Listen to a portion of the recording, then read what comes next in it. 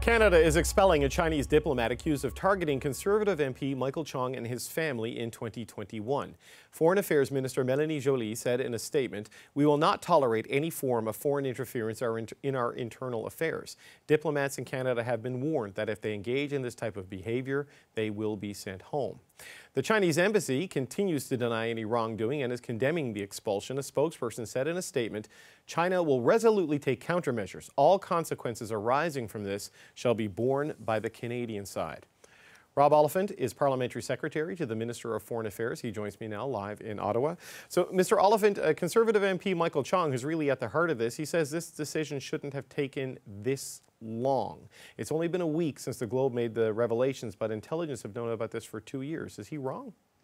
Just before I answer that, let me just say that there was lots of heat in the House of Commons today, but it's nothing like the people of Northern Alberta are going through. And just reiterating the comments from my colleague Bill Blair, that the federal government will stand with the people of Alberta. I just think that, when there's a potential loss of life and livelihood, that we need to stand with them. And so that's first on my mind. But to your question, absolutely. The Minister of Foreign Affairs, Mélanie Joly, has worked very quickly on this file. Last Monday, a week ago, we read in the Globe and Mail, as you did, about reports from CSIS that said that a Member of Parliament, Michael Chong, had been targeted. I immediately phoned Michael that morning to express both my solidarity with him and my concern for what he was going through. And the minister took all the steps that we felt are necessary to go from learning about something to acting. And in 1 week, we have now expelled a diplomat who was working at the Consulate of China in Toronto. Taking those steps, but also making sure we did it appropriately and carefully, because we know there will be ramifications. And so it's the minister's responsibility to both act, but to act carefully. But it took 2 years and a leak to the media to get to this point. I mean, did you have new information, or was Zhao Wei expelled based on the information that was in that 2-year-old intelligence report? I'm not going to get into the intelligence report itself, except to reiterate again that the government learned about this intelligence report last Monday when it was in the media. The Prime Minister has been very clear that that is wrong, that when there are a Member of Parliament is targeted, in fact, when Canadians are being targeted by a foreign government, the government should know. We've already been putting in place many steps to ensure that there is an attack on the foreign interference that attacks our society. When we read the article in the Globe and Mail last Monday, immediately steps were taken to look at what are the responsibilities of the foreign minister under the Vienna Convention to make sure that we do due process, and we're careful on this, because there's 2 signals you want to send. You want to send a signal to China that interfering in Canadians' lives, not just members of Parliament, any Canadian's life, is wrong and it will not be tolerated. You also want to send a message to every government in the world that that's the same case for them, but also that we will honor the Vienna Convention and we will be careful to make sure that Canada can be a trusted partner. The third part of that would be we want to look at ramifications. We have hundreds, actually thousands of Canadians who live in China. And we all went through Michael Kovrig and Michael Spavor's arbitrary detention. We know what China may do. We want to make sure that our embassy and our consulates are ready, and making sure that Canadians will be protected to the best of our ability. We want to do those things to make sure that this is done appropriately and well, send a message to China, but also take care of Canada and Canadians' interests. But I wonder, Mr. Oliphant, what message does it really send to China? Like you said, the government only learned about this a week ago, but the National Security Advisor of the Prime Minister knew about this 2 years ago, or at least the report was sent into the Privy Council office 2 years ago. And somehow a report with this information was not taken with the seriousness to elevate it to the political decision makers in the government until it gets leaked to the Globe. I mean, what kind of a decision, what kind of a message does that really send to China? There are 2 messages in there, David. One is that, unlike China, we have a separation between our police and intelligence forces and our government. They operate independently of the government. We also, though, require them to report back. And there's been a ministerial directive to tell them to give information to the government that they think we need to do to keep Canadians safe. To me, there was something broken in this. There was an assessment obviously done by the intelligence services that this had not met a threshold. We disagree. We think that we should know if there's a member of Parliament that has been targeted, and we should have the ability then to act. That has taken place. The minister has previously already sent that directive.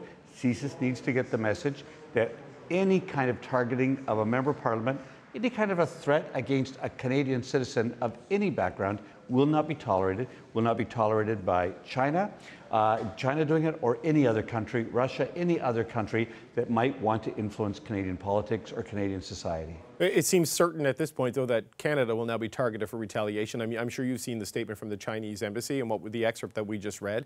What are you bracing for as a government in terms of backlash from China over this expulsion? Well, I have read the statement. I just read it a few minutes ago as it came out. China is, as usual, angry at our activity. But I also think they recognize that we have acted under the appropriate authority that Canada has to act. They know that we're a signatory of the Vienna Convention, so they should not be surprised. What we do is we take a step back. I can't answer a hypothetical question. I don't know exactly what they would do. Often countries will, we're watching, with expulsions of diplomats in other countries, that they're often matched. We would very much hope that the response we get from China is a cessation of interference in Canada. That's the response that we're asking for. That's what we expect, and that's what we want them to do.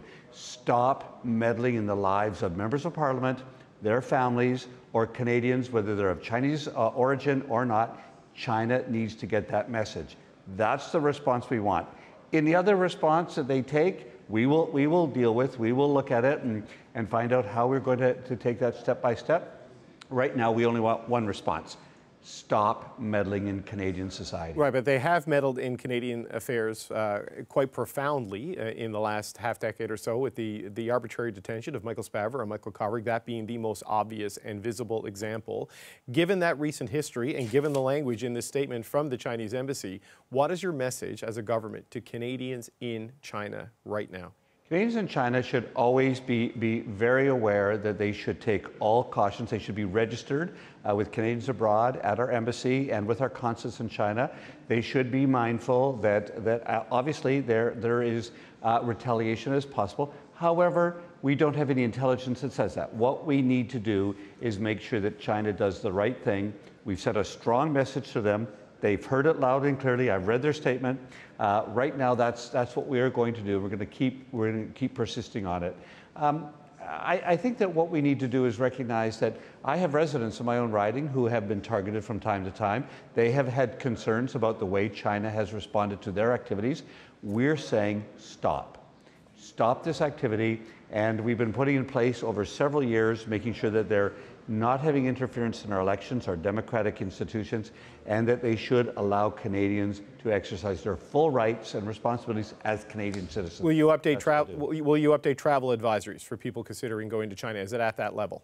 I don't know that yet. I would have to read the current travel advisory. We are always issuing updated travel advisories. I will look at that tonight, and I'm sure we'll have conversation about that in the coming days. Okay, Rob Oliphant, Parliamentary Secretary to the Minister of Foreign Affairs. Thank you so much for joining us today. Thanks, David. Okay, for more on this story, we're going to bring in Guy Saint-Jacques, who's a former Canadian ambassador to China. He joins us now from Montreal. So, Guy, you were listening in there. The Canadian government has expelled Zhao Wei. What's your reaction to this move? Well, I think it's the right reaction from the Canadian government. In fact, maybe you could argue that it's a decision that should have taken some time ago. But at this stage, it's the appropriate approach. I expect that China will want to retaliate. Probably they will expel one of our own diplomats, but hopefully this will be the limit of their response. Okay, Guy, something has happened to your picture. I don't know what we need to do there, but I'm going to keep doing the conversation while we try to get you back on. But the timeline that has been laid out here by the government is that they found out about this a week ago, and it took them a week to make this decision, and they consider that both fast and prudent. Michael Chong points out that, look, this intelligence has been in the hands of senior officials in the government for a couple of years. So, I mean, what do you make of the timeline? If you give the government the benefit of the doubt, is a week the right timeline? Should it have taken this long? Well, it's about the right timeline, but I would like to come back to what Michael Chong said. In fact, we have to go back to where we were in the relationship with China at the time that the incident happened, which was in the summer of 2021. we were still in the middle of the crisis with China. Mrs. Meng was still in Canada. The two Michaels were still detained. And in fact, we know that the CSIS report went to the National Security Advisor. And was there a problem there because there was somebody covering in that job in a temporary basis, or was the report sent higher up? If I had been the National Security Advisor, for sure I would have sent the report up because, again, we were in the middle of a crisis. We knew from various CSIS reports how active China was, and this would have raised a red flag for sure. So, in my view, this is another reason to ask for a full inquiry on all the background, what took place, why decisions were made, why decisions were not made. And it was about time that we put our foot down and start to implement measures to stop Chinese interference. Yeah, this is the contextual bit that you laid out there is very important, that Michael Spavor and Michael Kovrig were in Chinese custody when Michael Chong and his family are showing up in intelligence reports, which sort of is a red flag, and it feels like it should have caused people to pull a fire alarm once that came across your desk. But now that they have acted, we know that China will react to this. So how do you think Beijing responds to this move? I mean, you've seen the statement from the embassy. What do you think the play is going to be? Yeah, well, I think that they will expel one of our diplomats from one of our 4 consulates in China. They have told us that it would be tit for tat, but I think it will be limited to that. I don't think they will take anyone hostage. They take people hostage when we arrest someone of interest to them, so there won't be any hostage taking. I don't think there will be economic sanctions because the Chinese economy is not doing very well. President Xi Jinping and Premier Li Qiang are trying to convince foreign investors to come back to China, and to put economic sanctions on Canada would send the wrong signal. If they were to do that, I think Ottawa should then activate its relationship with allies to ask them to impress on China that this is the wrong move. It sends the wrong signal. So for all those reasons, I think that politically it's the right decision by the government. It will be well received by the Canadian public. It will be well received by allies because they may have been wondering, what would it take for Canada to react to all those interference activities. It sends a firm message to China, and I hope that we will see a measured response from China. Do you think they might go the route of maybe not official sanctions and economic retaliation, but sometimes we see they suddenly have safety concerns about canola, or they suddenly have safety concerns about pork or whatever. I mean, these sorts of things that aren't an official sanction, but it seems to be a targeted economic measure through other means. Well, after the 2 Michaels were taken hostage, you will recall that Canada helped negotiate this declaration on arbitrary detention in state-to-state relations. I think if China imposes coercive measures, then Canada should start a similar effort with allies to counter Chinese behavior. In fact, the EU has adopted recently a law to counter Chinese coercion measures. And again, I think this would send the wrong signal at a time when China is concerned about its economy, trying to get foreign companies to invest, to come back to China. But if they choose to do that, let's work with allies to push back on China. Just as a final point, so Zhao Wei has been declared persona non grata. He's got 5 days to get out of the country. Not the first name of a Chinese diplomat that we've heard in connection with this. In Vancouver, the now departed Tong Xiaoling has also been named in media reports as being involved in foreign interference. She left before her name was published. It's not unreasonable, I assume, to think there are other Chinese diplomats engaged in this kind of activity. I mean, what do you expect to see on that front in the next little while? Well, I'm pretty sure that CSIS has a number of files on Chinese diplomats in Canada that engage in activities that are not diplomatic by nature. I think that on the Chinese side, they should be more prudent, but we have to keep taking measures to counter interference, for instance, by adopting a registry for anyone who wants to represent the interests of a Chinese company or the Chinese government, and also make sure that our laws are strong enough to act. Also, we have to send a message to the Canadian diaspora that if they raise concerns about after having been intimidated or harassed by Chinese diplomats, that we will listen and take action. Guy Saint-Jacques, Canada's former ambassador to China, thank you for joining us. Appreciate it. Thank you very much.